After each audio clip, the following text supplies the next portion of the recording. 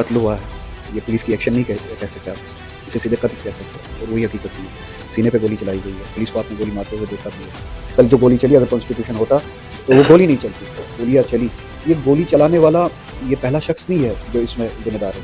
ये एक पूरी लाइन है, इंस्टीट्यूशंस की पूरी एक लाइन है। कॉन्स्टिट्यूशन की जगह जो है वो आरएसएस की आइडियोलॉजी ने ली है, और लॉ की जगह जो है वो बीजेपी के मैनिफेस्टो ने ली है। सो कॉन्स्टिट्यूशन नहीं है, यहाँ पे आरएसएस की आइडियोलॉजी और बीजेपी का मैनिफेस्टो जो है उसने कॉन्स्टिट्यूशन की जगह ली, लॉ की जगह ली। उत्तर प्रदेश के संभल में हुई हिंसा में अब तक 5 के करीब लोगों की मौत हो चुकी है और उसमें कई दर्जन लोग जो है घायल हुए हैं। वहीं वहां पर संभल की पुलिस ने लगभग 800 के खिलाफ अज्ञात में एफआईआर दर्ज की है और लगभग सैकड़ों के खिलाफ नामजद एफआईआर भी दर्ज की है। वहीं पर जो वहां के लोकल जो मेंबर ऑफ पार्लियामेंट है जियाउर रहमान बर्क और जो वहां के लोकल एमएलए है इकबाल महमूद, उनके खिलाफ भी इसमें एफआईआर दर्ज की गई है। उत्तर प्रदेश के संभल में 5 लोगों की हुई मृत्यु के मामले में कुछ लोग इसकी तुलना जलियांवाले बाग हत्याकांड से कर रहे हैं। हमारे साथ में श्रीनगर के सांसद आगा रुहुल्लाह मेहंदी साहब हैं। हम इनसे जानने की कोशिश करेंगे कि संभल में हाल ही में 5 के करीब लोगों की मौत हुई है। जो फैमिली है उनका एलिगेशन है कि पुलिस ने गोलियां मारी है, उनको पकड़ के गोलियां मारी है, लेकिन पुलिस कह रही है कि वहां पर पुलिस ने कोई गोली ही नहीं चलाई है। अब वीडियोस भी आपने देखे, हकीकत आपके सामने है, लोगों के बयान भी आपने सुने हैं। कत्ल हुआ है, ये पुलिस की एक्शन नहीं कह सकते आप इसे सीधे कत्ल कह सकते हैं। और वही हकीकत भी है। सीने पे गोली चलाई गई है, पुलिस को आपने गोली मारते हुए देखा भी है। बदकिस्मती ये है इस मुल्क में जो इंस्टीट्यूशंस है, जैसे कि अदलिया बहुत बड़ा इंस्टीट्यूशन है।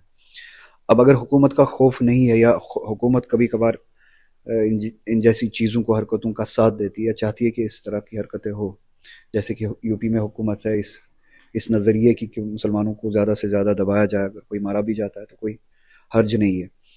तो ऐसे हालात में एक इंस्टीट्यूशन होता है अदलिया, जिसका खौफ होना चाहिए। और बदकिस्मती ये है इस मुल्क में कुछ ऐसे फैसले आए जिन फैसलों ने अदलिया का वो जो खौफ होना चाहिए था वो भी अब उठा दिया है।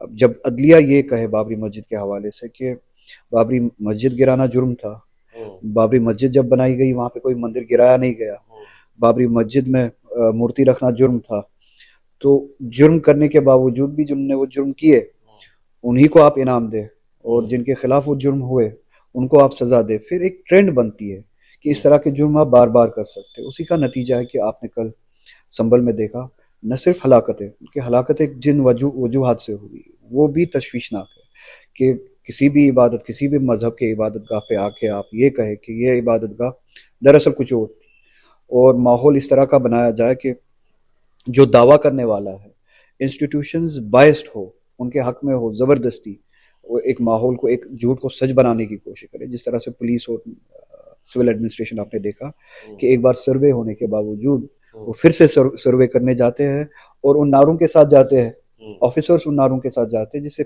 सीधे पता चलता है कि ये गवर्नमेंट नहीं है, ये एक न्यूट्रल इंस्टीट्यूशन नहीं है, ये किसी खास मजहब का एक फोर्स है। तो उसी के नतीजे में जो फिर लोगों ने वहाँ पे एतराज़ किया, और उस एतराज़ करने पे, जो प्रोटेस्ट करने पे जो गोलियां चली, ये गोली चलाने वाला ये पहला शख्स नहीं है जो इसमें जिम्मेदार है। ये एक पूरी लाइन है, इंस्टीट्यूशंस की पूरी एक लाइन है जिसने नॉर्मलाइज किया है इस हकीकत को कि आप जुर्म, इस तरह का जुर्म मुसलमानों के खिलाफ कर सकते हैं। ये काबिल कबूल है। तो ये गोली न सिर्फ उस पुलिस वाले के हाथ से चली है, ये गोली उन सभी वजूहात से चली है। इसके पीछे वो सारे वजूहात हैं जो इंस्टीट्यूशंस यहाँ पे कॉम्प्रोमाइज हो गए। प्लेशिप ऑफ वर्शिप एक्ट 1991, जिसमें साफ साफ कहा गया था कि आपका 15 अगस्त 1947 से पहले जो भी धार्मिक स्थल जहां पर थे वो वहीं पर रहेंगे, उनको कन्वर्ट नहीं किया जा सकता है। लेकिन उसके बावजूद यहाँ पर जो है कुछ धार्मिक स्थलों में बदलाव किए जा रहे हैं। कभी भी देखते हैं आप कि किसी भी मस्जिद के खिलाफ एक कोर्ट में याचिका पहुंच जाती है कि यहाँ पर मंदिर था, और प्लेशिप ऑफ वर्शिप एक्ट होने के बावजूद अदालतें सर्वे का आदेश दे रही हैं। तो क्या आपको लगता है कि कानून होने के बावजूद उसका उल्लंघन कुछ अदालतें भी जो है कर रही है, कि मतलब उस पर अमल नहीं है वर्शिप एक्ट? ये आप कॉन्स्टिट्यूशन की बात कर रहे हैं, आइन की बात कर रहे हैं, या संविधान जिसे आप कहते हैं, आप उसकी बात कर रहे हैं, कानून की बात कर रहे हैं। अब इस मुल्क में है कहाँ पे कॉन्स्टिट्यूशन, या कॉन्स्टिट्यूशन की, आइन की यहाँ पे ताबेदारी कहाँ होती है? ये मुल्क अभी इस वक्त थोड़ी कॉन्स्टिट्यूशन के हिसाब से चल रहा है। कल जो गोली चली, अगर कॉन्स्टिट्यूशन होता तो वो गोली नहीं चलती। अब जब प्राइम मिनिस्टर से लेके निचले लेवल तक या दूसरे भी इंस्टीट्यूशन मजहब के नाम पे मुल्क को चलाए, सियासत को चलाए, और अदलिया भी उस तरफ जो है उनके फैसले आपके सामने है, जुडिशरी के फैसले आपके सामने। तो जैसा कि मैं बार बार कहता हूँ, ये एक हिंदुस्तान की इस वक्त हकीकत ये है हमारी बदकिस्मती से कि हम फंक्शनल डेमोक्रेसी नहीं है, या यहाँ पे इस वक्त कॉन्स्टिट्यूशन नहीं है, यहाँ पे आरएसएस की आइडियोलॉजी है, और बीजेपी का मैनिफेस्टो जो है उसने कॉन्स्टिट्यूशन की जगह ली है, लॉ की जगह ली है। तो ये तशवीशनाक है, ये सिचुएशन जो है इस वक्त ये तशवीशनाक है कि जैसे कि आपने कहा, अदलिया भी आंखें बंद करके ये सब होने देती है, या कभी कभार वो ऑर्डर्स निकालती है कि जैसे कि आपने कहा इबादतों की जगह जो 1947 से पहले जिस जिस शक्ल में थी, कानून आपका ये बताता है कि 1947 के बाद वो उन्हीं शक्लों में रहेगी। अब अदलिया ऑर्डर देता है कि आप सर्वे करो, तो ये खिलाफ वर्जी है, जिसे आप उल्लंघन कहते हैं, वो खिलाफ वर्जी है आइन की जो इंस्टीट्यूशंस करते हैं। तो अब 10 साल से ज़्यादा वक्त होने को है, अगर आप ये भी ना समझ पाए कि कॉन्स्टिट्यूशन की जगह जो है वो आरएसएस की आइडियोलॉजी ने ली है, और लॉ की जगह जो है वो बीजेपी के मैनिफेस्टो ने ली है, तो शायद हम गफलत में हैं। तो ज़रूरत इस बात की है कि अगर कोई चाहता है ये मुल्क अपनी शक्ल में बचे, जो भी हो, मुसलमान हो, हिंदू हो, ईसाई हो, सिख हो, अगर वो चाहता है कि ये मुल्क अपनी शक्ल में बचे, अपनी सूरत में बचे, जिन उसूलों पे हमने ये मुल्क बनाया था उन उसूलों पे कायम रहे, तो ये वक्त है खड़ा होने का, ये वक्त है इस मुल्क को बिगड़ने से बचाने के लिए। सबसे बड़ा रोल जो है इसमें अपोजिशन का है, कांग्रेस का है। बदकिस्मती से मुझे दिख नहीं रहा अभी जिस हवाले से उनको, जिस तरीके से उनको, जिस जोश खरोश से उनको, जिस नीयत से उनको इन चीज़ों के लिए खड़ा होना चाहिए था, शायद अभी खड़ा नहीं हो रहे, किन वजूहत से नहीं हो रहे। मगर जहाँ पे इस वक्त गोली चलती है, वहाँ पे अगर मजलूमों पे, बेगुनाहों पे गोली चलती है क्योंकि वो मुसलमान है, वहाँ पे कांग्रेस की ज़रूरत है, समाजवादी की पार्टी की ज़रूरत है। अगर आइन और कानून की खिलाफ वर्जी होती है, जिस तरह के ऑर्डर्स पास होते हैं, तो उन खिलाफ वर्जियों के खिलाफ खड़ा होने के लिए सो कांग्रेस की ज़रूरत है, समाजवादी पार्टी की ज़रूरत है। अब बीजेपी को का तो पता ही है कि वो, उन्हें आइन के साथ कोई लेना देना नहीं है, मगर अगर कांग्रेस और समाजवादी जैसी पार्टियाँ सच्ची में चाहती है कि हिंदुस्तान अपने उसूलों पे और अपनी असली शक्ल में बचा रहे, तो इस वक्त सबसे ज़्यादा ज़रूरत है कि वो सामने आए, जहाँ पे गोली चलती है वहाँ पे वो सामने आए मजलूमों के हक में, जहाँ पे कानून की खिलाफ वर्जी होती है वहाँ पे वो खड़े हो। दिख नहीं रहा है, मगर उम्मीद है कि समझ जाए, और जो दबी हुई आबादी है जब बहुत ज़्यादा दब जाती है तो वो वापस खड़ा होना उनकी एक लौती मजबूरी बन जाती है। कितना दबाएंगे, इसके बाद तो वापस खड़ा ही होना। एक ही रास्ता है दबी हुई कौम के लिए, दबाई गई कौम के लिए। जब पूरी तरह से दबाया जाता है तो उनके लिए एक ही रास्ता होता है, वापस खड़ा होना। तो कोई पार्टी इस बात को समझे या ना समझे, जो दबाए जा रहे हैं, चाहे मुसलमान हो, दलित हो, या जो भी कौमें दबाई जा रही है इस मुल्क में, उनको अपने वजूद के लिए कभी ना कभी तो खड़ा होना ही पड़ेगा। उम्मीद है कि ये मुल्क ठीक हो, इस मुल्क के इंस्टीट्यूशंस अपना काम करना शुरू करें। संभल की जिस मस्जिद को लेकर, जामा मस्जिद को लेकर जो ये विवाद हुआ है, जो हिंसा हो रही है, जो 5 लोग अपनी जो है जान गंवा चुके हैं, जो दर्जनों लोग अपनी जो है गिरफ्तारियां दे चुके हैं, उसमें एक एडवोकेट दिल्ली से पहुंचकर याचिका कोर्ट में डालते हैं, और जिस दिन वो याचिका डाली जाती है उसके 1 घंटे के अंदर ही अदालत सर्वे का आदेश दे देती है, और दूसरे ही घंटे जो है वहां पर सर्वे करने वाली टीम वहां पर पहुंच भी जाती है, और जो भी कोर्ट ने जो आदेश दिया था सर्वे का, उसकी कॉपी न सेकंड पार्टी को दी जाती है, और सेकंड पार्टी के पहुंचने से पहले ही वो आदेश जो है वहां पर जारी हो जाता है, उसको सुने बिना, जो दूसरा पक्ष था, जो मुस्लिम पक्ष था। तो आपको क्या लगता है कि इस जल्दबाजी के पीछे उनका क्या कारण था, क्या मकसद था? क्या वो चाहते थे कि उसी घंटे आपकी याचिका दाखिल हो रही है, उसी घंटे आप आदेश भी दे दे रहे हैं, पहली जो सेकंड पार्टी थी उसको सुने बिना, और सर्वे भी उसी रात में जो है हो जा रहा है? विजिबल है ना, पूरा जाहिर है। इंस्टीट्यूशंस, जैसे कि मैंने कहा, एक खास आइडियोलॉजी के लिए काम करते हैं। मैं नहीं कहूँगा मजहब, क्योंकि हिंदू में बहुत सारे ऐसे लोग हैं, अक्सरियत में ऐसे लोग हैं जो चाहते हैं कि न सिर्फ ये आइन बचे, बल्कि उस मजहब की असली शक्ल भी बचे। आरएसएस वाली शक्ल उनके मजहब की शक्ल नहीं है, वो चाहते हैं। मगर लोगों की बात अपनी जगह, इंस्टीट्यूशंस चाहते हैं कि इस वक्त जो इंस्टीट्यूशंस की हालत है, एक खास आइडियोलॉजी की खिदमत करे या उनका एजेंडा पूरा करे। आरएसएस की आइडियोलॉजी, आरएसएस इन्फिल्ट्रेट हो चुका है इंस्टीट्यूशंस में, कंप्रोमाइज हो चुके हैं।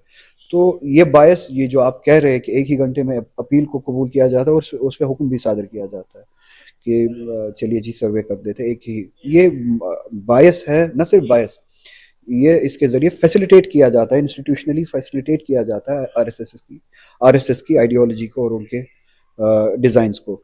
ये चाहते हैं कि मुसलमानों के खिलाफ जो इनके प्रोपेगेंडाज है, मुसलमानों के खिलाफ जो इनके डिज़ाइंस है, मुल्क में यही सब चलता रहे। मंदिर के नाम पे, मस्जिद के नाम पे, मुसलमानों को कत्ल करने के नाम पे एक पॉलिटिकल माहौल बना रहे, नैरेटिव बना रहे, जिससे ये वो hard core Hindutva vote bank है इनका, उसको राजी करते रहे और उसकी बुनियाद पे हुकूमतें बनाते रहे और इलेक्शंस जीतते रहे। और फिर से वही कहूँगा, इस सारे प्लान में इंस्टीट्यूशंस फैसिलिटेटर्स बन रहे हैं, साथ दे रहे हैं, ये होने दे रहे हैं। बदकिस्मती है इसमें। पार्लियामेंट में आप संभल को लेकर जो है क्या कुछ अ, उम्मीदें हैं आपसे? इरादा है कि जब भी बात करने का मौका मिलेगा, जिस भी मोशन के हवाले से, संभल पे भी बात करूंगा। हिमाचल में आपने देखा होगा कि कश्मीरी ताजिरों के साथ कैसे जय श्री राम बोलिए जो है ये कहा गया। आप जय श्री राम तो बाद की बात होने, ये कहा गया कि आप हिंदुस्तान क्यों आए, आप कश्मीर चले जाओ। ये तो बीजेपी के अपने नैरेटिव के बरक्स, वो तो कहते थे कि हमने 370 हटा के इंटीग्रेट किया है कश्मीर को। अब खुद बोलते हैं कि कश्मीर अलग है और हिंदुस्तान अलग है। फिर कहा गया कि जय श्री राम बोला जाए, तभी यहाँ पे रुकने का हक है। तो संभल का इशू बहुत बड़ा इशू है, इस पे बात करने की जरूरत है। सीने पे गोलियां चलाई गई है, 5 लोग अभी तक कत्ल हो चुके हैं। ऐसा पहली बार नहीं हुआ है। एनआरसी सीए प्रोटेस्ट के दौरान जो फैमिली का आरोप है, लगभग 37 के करीब लड़के को वहां पर जो इंतकाल हुआ था। एक भी मामले में विक्टिम फैमिलीज की तरफ से पुलिस को एक्यूज नहीं किया गया, कोई एफआईआर ही दर्ज नहीं हुई है उसमें आज तक। यानी 37 लोग चले गए लेकिन उसमें आज तक कोई एफआईआर नहीं है। नॉर्मलाइज वहां से करने की जो शुरुआत हुई थी कि गोली मारी और कह दीजिए कि वो तो हिंसा हो रही थी, उसमें वो मारे गए। वीडियो में भली वो ऑन रिकॉर्ड गोली चल रहा हो, लेकिन कह दिया जाता है कि पुलिस की तरफ से कोई गोली नहीं चल रही है। तो ऐसे में तो कभी मेंबर ऑफ पार्लियामेंट या किसी जर्नलिस्ट को भी मारा जा सकता है। बिल्कुल किया जा सकता है, हुआ है। आपने गुजरात में ये सब होते हुए देखा है। यहाँ पे एहसान जाफरी आपको याद होगा। तो ये हो सकता है वाली बात, ये हो चुका है और हो जाएगा अगर इन चीज़ों पे रोक ना लगी। तो इस पे बात करनी है पार्लियामेंट में। आज हाउस एडजर्न हुआ, इन्होंने एक ही 15 मिनट में ही हाउस एडजर्न किया, चूंकि चाहते नहीं है कि ये जवाब दे। जो ही किसी मोशन के हवाले से बात करने का मौका मिलेगा पार्लियामेंट में, बहुत सारे इश्यूज़ पे बात करना चाहता हूँ और ये इशू जो है प्रायोरिटी पे है। जो मुसलमानों के साथ इस मुल्क में हो रहा है, पूरे मुल्क में जो जंग लड़ी जा रही है मुसलमानों के साथ, इंस्टीट्यूशनली भी, सोशली भी, पॉलिटिकली भी जो जंग लड़ी जा रही है, और जो अब सीधे कत्ल करने की जो रिवायत जो है शुरू हो चुकी है, खुलेआम खून बहाने की, इंस्टीट्यूशनली खून बहा रहे हैं। तो इन सब चीज़ों पे पार्लियामेंट में मुस्लिमों का कत्ल करने पर इनाम मिलता है क्या, इसलिए कत्ल हो रहे हैं? इस रिजीम में इनाम मिलता है। आपके पीआर में आपके मिनिस्टर्स राजी होते हैं, आपका एपीआर जो है वो तगड़ा बन जाता है। आपको जो साइलेंटली काम दिया जाता है, जिस चीज़ के लिए आपको पोस्ट किया जाता है, उन पोस्टिंग्स पे आपको काम करके दे देते हैं, तो आपका एपीआर भी तगड़ा बन जाता है। खुश भी हो जाते हैं आपके आका या जो मिनिस्टर्स है, जो हुकूमतें हैं। तो फिर उसके हिसाब से ही आपको इनाम भी मिलते हैं। तो उसी लालच में आके खून बहाना इनके लिए कोई बड़ी बात नहीं। तो ये थे हमारे साथ में श्रीनगर के मेंबर ऑफ पार्लियामेंट आगा रूहुल्लाह मेहंदी साहब, जो कि कह रहे थे कि संभल का मामला कोई छोटा मामला नहीं है, ये काफी बड़ा मामला है कि यहाँ पर मुसलमानों को गोली ऑन रिकॉर्ड जो है मार दी जाती है और बाद में लीपापोती करने के लिए एक आला अधिकारी की तरफ से कह दिया जा रहा है कि पुलिस की तरफ से कोई गोली नहीं चली थी। तो इसलिए रूहुल्लाह साहब इस मामले को जो है बहुत सीरियस ले रहे हैं और सीरियस लेने के बाद वो जो है इसको पार्लियामेंट में उठाने की भी वो कोशिश करेंगे। आज मामला ये हुआ कि पार्लियामेंट जो है स्थगित कर दी गई है। पार्लियामेंट जो है सरकार ने, बीजेपी ने नहीं चलने दी और वो स्थगित हो गई है। जैसे ही 2 दिन बाद पार्लियामेंट के जो है शुरू होगी तो उसमें रूहुल्लाह साहब संभल के मामले को जरूर उठाने की बात कर रहे हैं, क्योंकि उनका मानना है कि इस देश में कॉन्स्टिट्यूशन खत्म हो चुका है, सिर्फ डे मनाया जा रहा है, सिर्फ दिवस जो है मनाया जा रहा है।